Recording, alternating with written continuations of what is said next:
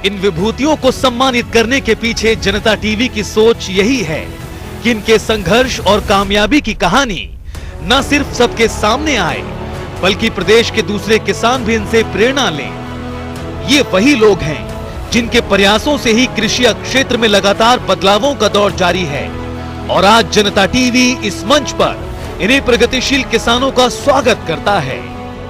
जनता TV का उद्देश्य है जनता के बीच जनता का सम्मान। उम्मीद है कृषि रत्न सम्मान समारोह हरियाणा के इतिहास में मील का पत्थर साबित होगा, जिससे प्रदेश का हर किसान प्रेरित होकर प्रगतिशील किसान बन देश के विकास में अहम किरदार निभाए। मौका दिया, आप सभी का आभार। यदि हम अपनी जर्नी को 2014 से शुरू करें तो विभाग करीब 700 करोड़ रुपए के बजट पर खड़ा था, जो आज बढ़ के इस वर्ष 3500 करोड़ हो गया, इससे भी ज़्यादा बल्कि।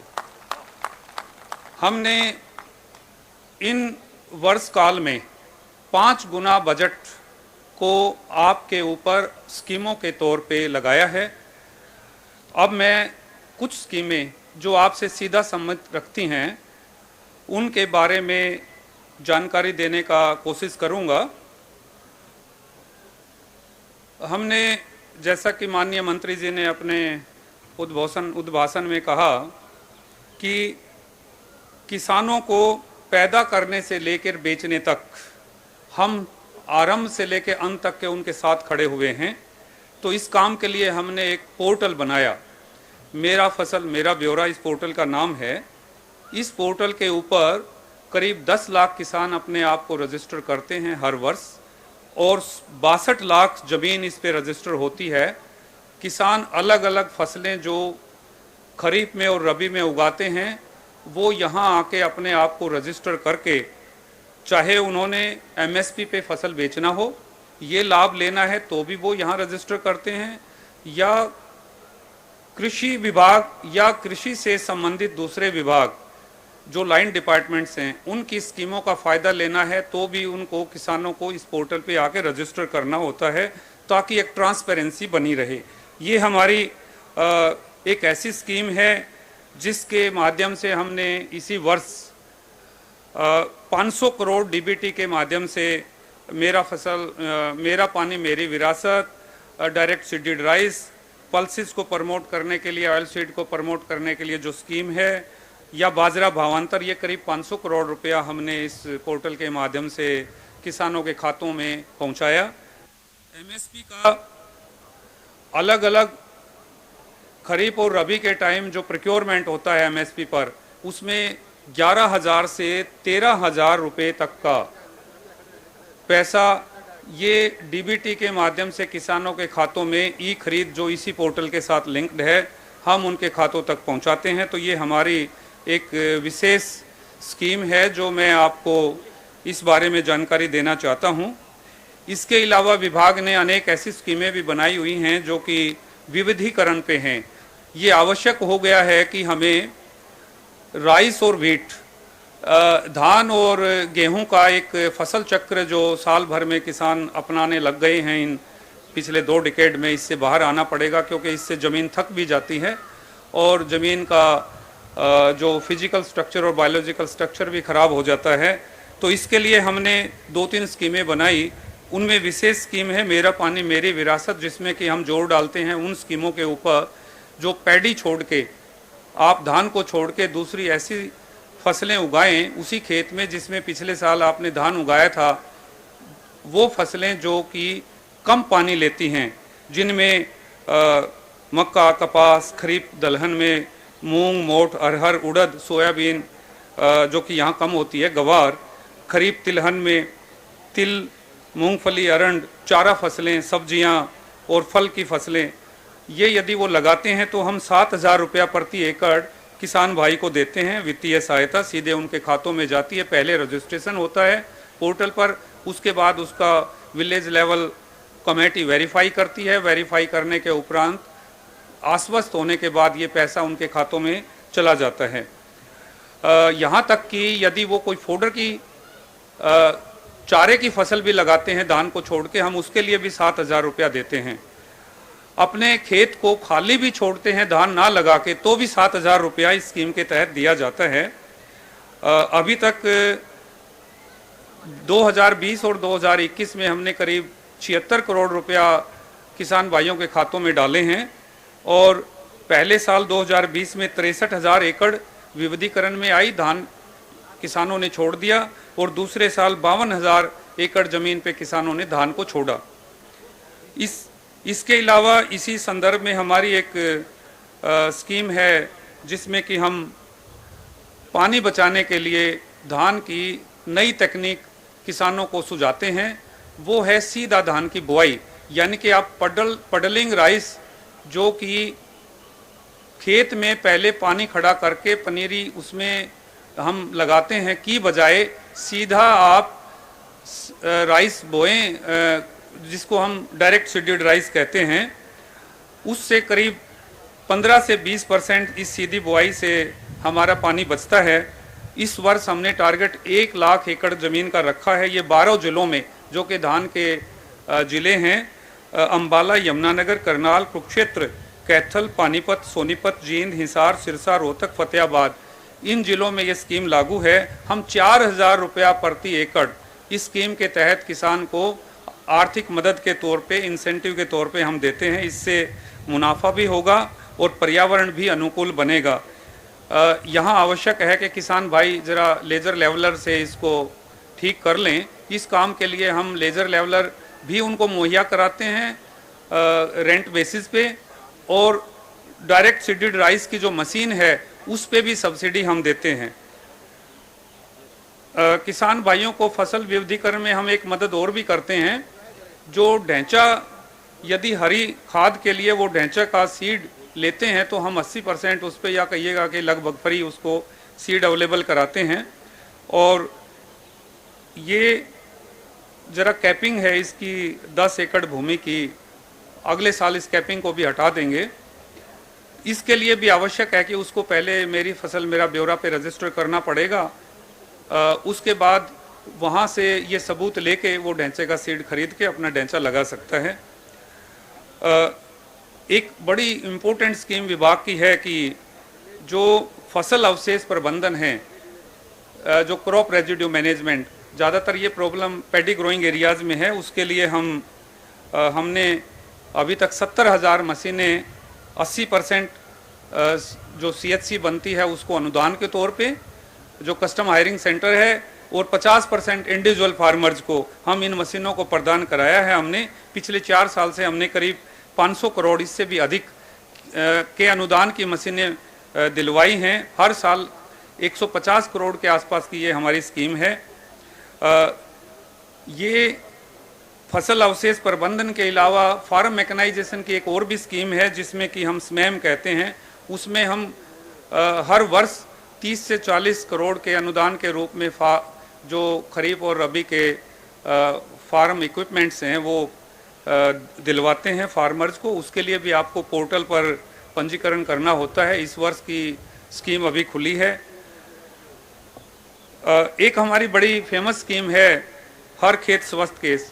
इसका अर्थ ये हुआ कि हम चाहते हैं कि हमारे पास हर एकड़ ज़मीन का सैंपल लिया जाए और उस सॉइल सैंपल को, मृदा जो सैंपल है उसका लेबोरेटरी में जाके जांच हो और उसका कार्ड बने, और कार्ड में ये लिखा हुआ हो कि किसान को कितनी और किस समय फर्टिलाइज़र की डोज चाहिए और डालनी है अपने खेत में, और कौन सी फसल लगानी है।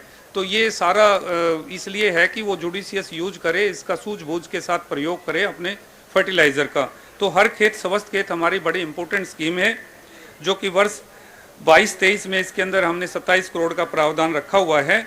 और इसमें टारगेट हमारा 1 साल में 25 लाख सैंपल लेने का है। इस तरह से हम 3 सालों में 75 लाख सैंपल लेके उनको एनालिसिस करके रिजल्ट कार्ड के रूप में फार्मर्स तक पहुंचाएंगे। इसके लिए भी एक पोर्टल है, उस पोर्टल पे जाके किसान को अपना इंटरेस्ट दिखाना होता है। उसके बाद हम सैंपल अपने आप ले लेंगे। और इसी में हमने जो साइंस स्टूडेंट्स हैं उनके लिए अर्न वाइल लर्न की भी स्कीम जोड़ी है। तो वो एक सैंपल के लिए हम उसको 40 रुपया देते हैं स्टूडेंट को। एक और स्कीम है हमारी ज़मीन को ठीक करने के लिए, सेम एवं कल्लर भूमि सुधार योजना। 1995 के आसपास जब ये योजना शुरू की गई थी, इसका नाम था HOPP, Haryana operational pilot project. लेकिन पिछले 2 डिकेड में केवल हम 30,000 एकड़ जमीन को ही सुधार पाए।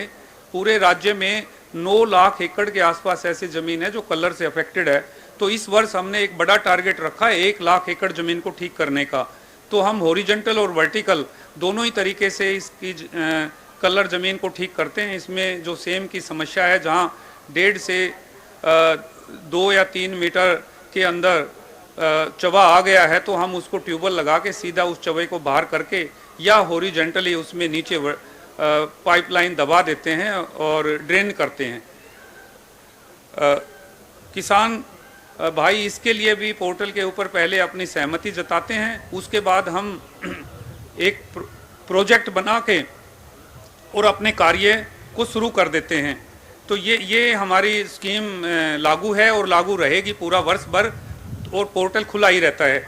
तो आपसे प्रार्थना है कि जिन गाँव में ये समस्या है, काइंडली पोर्टल पे आके अपना इंटरेस्ट इसमें दिखाएं, अपने आप को रजिस्टर करें, ताकि हम आपको सेम और कलर से निदान आप पा सकें, आपको निजात दें। ये हमारी बड़ी फेमस स्कीम है फसल बीमा की, प्रधानमंत्री फसल बीमा, ताकि हम जोखिम फ्री आपको दे पाएं। इसका जिक्र पहले भी माननीय मंत्री महोदय ने कर दिया है। सिर्फ इतना बताना है कि ये स्वैच्छिक है। 22 लाख किसान इसका फ़ायदा ले चुके हैं और हमने 5,239 करोड़ के क्लेम्स इसमें दिए हैं। मूंग इसमें अब कवर हो गई है। बहुत इम्पोर्टेंट स्कीम है कृषि और अवसंरचना कोष, जो कि एग्रीकल्चर इंफ्रास्ट्रक्चर फंड है। इसमें 2 करोड़ तक तो 3% ब्याज की छूट है, इंटरेस्ट सबवेंशन। बाकी आप कितने ही बड़े प्रोजेक्ट इसमें दे सकते हैं, करोड़ों के भी। मैं पुनः केवल एक आखिरी स्कीम और बताकर अपना स्थान ग्रहण करूंगा। किसान सम्मान निधि, जिसकी 11वीं किस्त 31/5 को माननीय प्रधानमंत्री महोदय जो है रिलीज करेंगे। ये एक ऐसी स्कीम है जिसमें कि 3364 करोड़ रुपए अभी तक दिए जा चुके हैं। मैं आभारी हूं जनता टीवी का, मैं आभारी हूं आप सब का कि आपने मुझे सुना और मुझे मौका दिया स्कीमों की जानकारी का। धन्यवाद। Thank you so much. बहुत बहुत शुक्रिया सर, आप मंच पे रहें, आपसे अनुरोध है। और हमारे बीच में यहाँ पर मौजूद है हमारे आज के इवेंट पार्टनर MD LPS बोजदार, और फिलहाल बहुत बहुत शुक्रिया आपका, और आप मंच पे आए और आपका स्वागत बुके देकर यहाँ पर किया जा रहा है। बहुत बहुत शुक्रिया सर, आप मंच पर ही रहें। और हमारे बीच MD LPS बोजदार श्री राजेश जैन भी मौजूद हैं, उनका भी स्वागत करें। माननीय मंत्री जी से अनुरोध है और तालियों के साथ उनका स्वागत यहाँ पर बुके देकर। तो LPS बोजदार राजेश जैन जी एक सफल उद्योगपति और एक प्रसिद्ध समाज सेवी भी हैं, और राजेश जैन जी को राष्ट्रीय और अंतर्राष्ट्रीय अवार्ड्स प्राप्त कर चुके हैं। तो फिलहाल चलिए अब कृषि रत्न सम्मान को आगे बढ़ाते हैं, और आप सभी से अनुरोध है, आप सब जो यहाँ पर साइड में खड़े हुए हैं अपना अपना स्थान ग्रहण करें, क्योंकि वो वक्त यहाँ पर आ चुका है जिसका इंतजार आप सभी को था। और आज उन किसानों को इस मंच पर मैं बुलाने यहाँ पर जा रही हूँ जिन्होंने अपने क्षेत्र में उत्कृष्ट कार्य कर दिखाया, जिन्होंने तस्वीर बदली है। तो सबसे पहले मैं मंच पर आमंत्रित करना चाहूंगी कृषि रत्न सम्मान से सम्मानित करने के लिए जिन्होंने दरअसल एक ऐसे किसान है जिनकी जैविक खेती के क्षेत्र में मिसाल पेश की है। हम बात कर रहे हैं झज्जर के सेलंगा गांव के किसान भीम सिंह डागर जी की, जो जैविक खेती के क्षेत्र में कई आयाम स्थापित कर चुके हैं। जोरदार तालियों के साथ उनका स्वागत करें। आज इस मंच पर उन्हें सम्मानित किया जा रहा है, और मैं अपने जो आज माननीय हमारे अतिथि हैं उनसे अनुरोध करूंगी।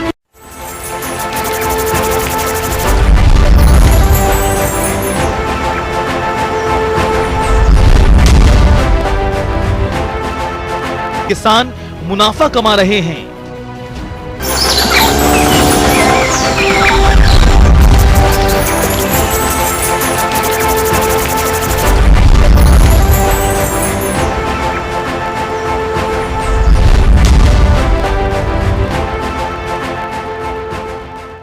मुनाफा कमा रहे हैं।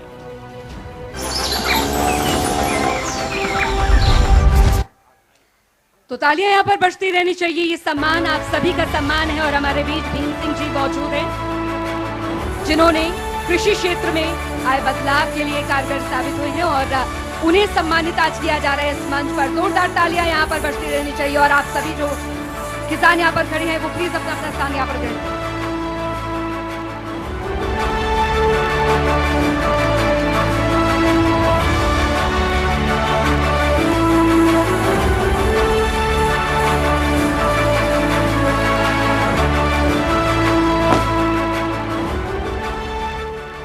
हेलो, ये आपको सम्मान मिला और जो हमारा उद्देश्य है इस कार्यक्रम का कि आपको देख करके बाकी जो दूसरे किसान हैं, सिर्फ हरियाणा के नहीं बल्कि पूरे देश के, दुनिया के, जब आपने शुरुआत किया तो क्या मुश्किलें आई और उन मुश्किलों का मुकाबला कैसे किया? सभी को नमस्ते। अच्छा, ये मैं पकड़ लेता हूँ। सभी किसान साथियों को नमस्ते। मैंने 2011 से जहर मुक्त खेती शुरू की थी, तो शुरू में हमारे को बहुत परेशानी आई क्योंकि बिक्री का कोई प्लेटफॉर्म सरकार की तरफ से अभी तक उपलब्ध नहीं है। फिर हमने अपने कस्टमर ढूंढने शुरू किए दिल्ली एनसीआर में, दिल्ली में, गुड़गांव में, नोएडा में। अब हम जो भी अपने खेत में पैदा करते हैं, सब्जियां हैं, अनाज हैं, दालें हैं, लस्सी है, घी है, दूध है, सीधा उपभोक्ता को बेचते हैं। बीच में कोई बिचौलिया नहीं है और अपना मूल्य खुद तय करते हैं। हमारी जो घरवाली है, महिला किसान है, वो बताते हैं कि हमारी इतनी मेहनत होती है, हमारे खेत में उगाई हुई लौकी अगर हम 100 रुपए बेचेंगे तब हम गुजारा होगा। तो जब से हमने जैविक खेती शुरू की, हमारे हाथ में एक बड़ी पावर ली है कि अपने मूल्य खुद तय करते हैं। आज हम अपनी गाय के दूध से पैदा की हुई लस्सी को 300 रुपए लीटर दिल्ली में बेचते हैं। इससे किसान के आय दोगुनी नहीं 10 गुना हो सकती है। तो मैं सभी देश के किसान साथियों को कहना चाहता हूं कि उगाने के साथ साथ बेचना सीखें। बेचने में जो मजा है और उगाने में जो मजा है, दोनों मजा इकट्ठे हो जाते हैं तो किसान खुशहाल हो जाता है। चलिए, बहुत बहुत शुक्रिया। तो आप मजे में हैं। बहुत बहुत शुक्रिया अपना स्थान ग्रहण किया। बहुत बहुत शुक्रिया। और ये है जज्बा इस देश के किसानों का। कृषि रत्न सम्मान से सम्मानित करने के लिए अब मैं मंच पे बुलाने जा रही हूँ पानीपत के बडौली गांव के किसान सुरेश को, जो आज अन्य किसानों के लिए मिसाली है और साथ ही पर्यावरण को दृष्टि में ध्यान में रखते हुए भी उन्होंने क्या कुछ किया है इस रिपोर्ट के जरिए देखिए।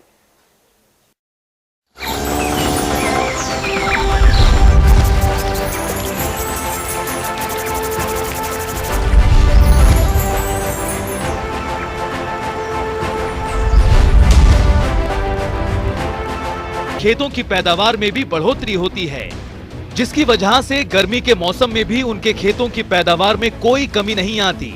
यही वजह है कि वो आज भी फसल के अवशेषों से ही खाद बनाकर सुपर सीडर की मदद से बिजाई करते हैं, जिससे उनके खेतों में फसल की पैदावार में कोई कमी नहीं आती और उन्हें इससे अच्छा मुनाफा भी मिल रहा है।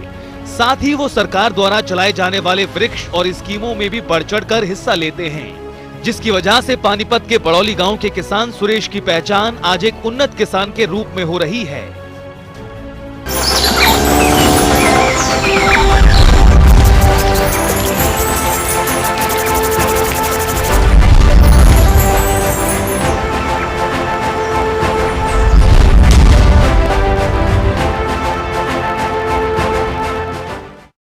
आज इन्हें सम्मानित किया जा रहा है। बेहद महत्वपूर्ण क्षण है ये, माननीय मंत्री जी द्वारा सम्मानित किया जा रहा है।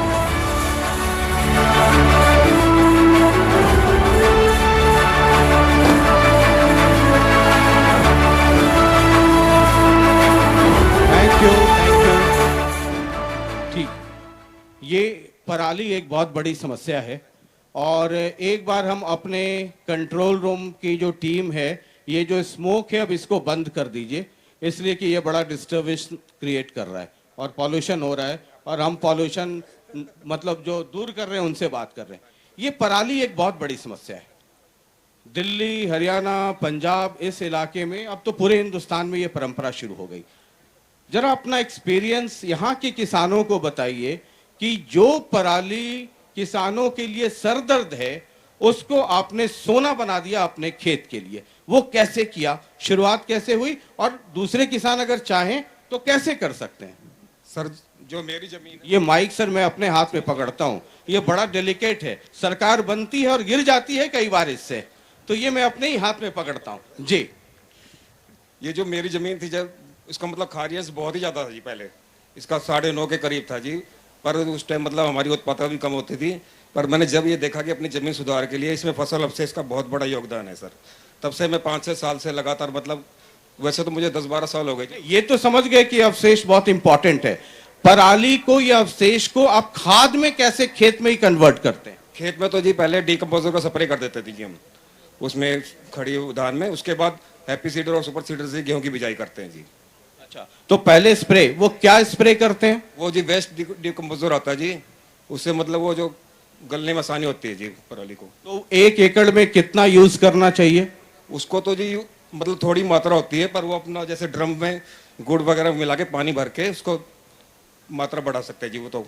अच्छा, एक बार डिकम्पोजर बना लिया आपने तो फिर तो जीवन भर है आपके लिए, वो यूज करते रह सकते हैं। तो 1 एकड़ में कितना आप यूज करते हैं? वो स्प्रे पे निर्भर है जी, 200-250 लीटर पानी में हो जाता है जी।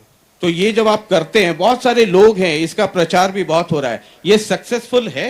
सक्सेसफुल तो ये है कि बस वो इजीली डिकम्पोज हो जाता है, मतलब वैसे तो थोड़ा ड्यूरेशन लेगा जी वो कंपोस्ट होने में, उससे थोड़ा जल्दी हो जाता है।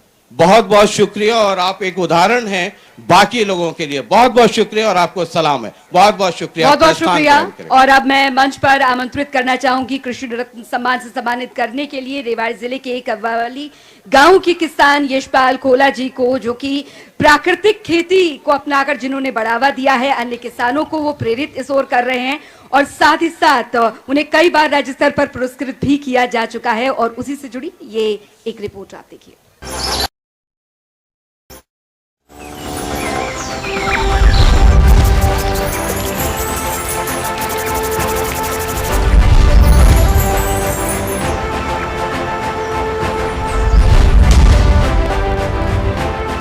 क्षेत्र में व्यवसाय करना चाहते हैं,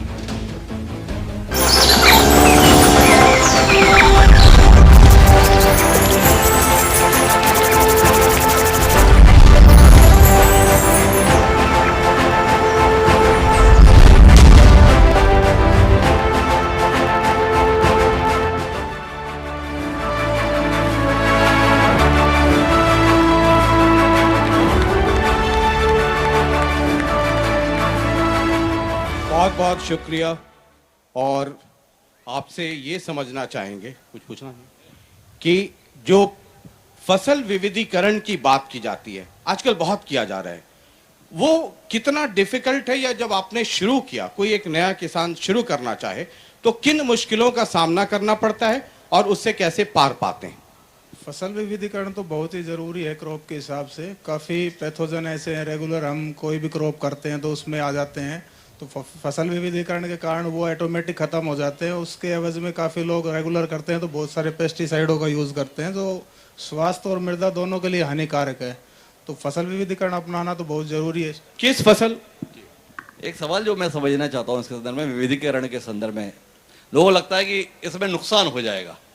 जो सेट फसलें हैं, गेहूं है, चावल है, इसे लेते रहो, इसमें जो लागत और मुनाफा है वो काफ़ी हद तक सुनिश्चित है, पर अगर हम बदलेंगे तो पता नहीं क्या आएगा कि नहीं आएगा। आपको कैसी चुनौती आई इसके संदर्भ में? सर, बदलाव तो जीवन का नियम है, अगर हम बदलेंगे नहीं तो स्थिरता आ जाएगी। स्थिरता जीवन का लक्ष्य नहीं हो सकता, मेरा मानना है। और आज की तारीख में हॉर्टिकल्चर क्रॉप करना बहुत ही ज़रूरी है, क्योंकि एक नकदी क्रॉप है, एटीएम क्रॉप है। ये अगर फार्मर करता है तो मैं मानता हूँ कि वो आर्थिक रूप से समृद्ध होने में ज़्यादा समय नहीं लेगा। चैलेंजेस मानता हूँ काफ़ी आते हैं, हमें भी आए थे। बाकी एक युवा रोजगार ढूंढने जाता है, उसमें भी चैलेंज है। तो कृषि के अंदर जो चैलेंज आते हैं उसको हम बहुत बड़ी विडंबना समझ बैठते हैं, वो गलत है। चेंजमेंट लाना चाहिए अपने अंदर। कितनी बड़ी बात कही है। हम किसी दार्शनिक से बात कर रहे हैं या किसान से बात कर रहे हैं, ये गलतफहमी हो सकती है। उन्होंने इतनी बड़ी बात की कि स्थिरता जो है वो जीवन में ठीक नहीं है, परिवर्तन के लिए हमेशा तत्पर रहना चाहिए। उन्होंने परिवर्तन किया, अपनी आर्थिक रूप से तो सेहत बनाई ही बनाई, एक सम्मान भी अपने परिवार और अपने गांव को दिलाया कि वो आज इस मंच पर खड़े हैं। मैं चाहूंगा एक बार जोरदार तालियों से आप इनका अभिनंदन करें। बहुत बहुत